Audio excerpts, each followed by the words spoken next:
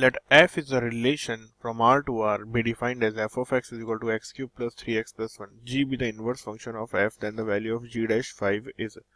तो हमें एक इम्पॉर्टेंट बात पता है क्या कि जो g of f of x होता है, अगर g क्या है f का इनवर्स फंक्शन होता है तो ये वैल्यू होती है इक्वल टू x. दोनों साइड डिफरेंशिएट कर देंगे तो क्या आएगा g dash f of x is equal to what, ये हो जाएगा हमारे पास इनटू में, सॉरी यहाँ पे क्या आएगा f डैश x भी आएगा इनटू में f dash x is equal to 1. तो अब यहाँ से g डैश, तो यहाँ से आएगा g डैश, हमें क्या बताना है, हमें बतानी है वैल्यू g डैश 6 की 5 की.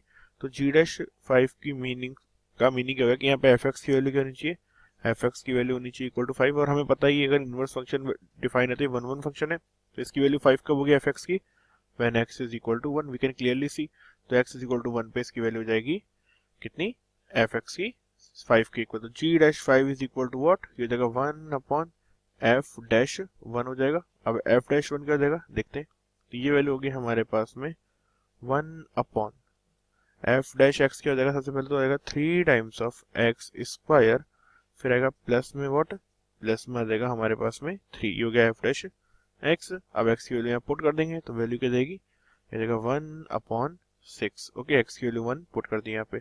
तो answer for this question is option 3 1 upon 6. g dash 5 is equal to 1 upon 6.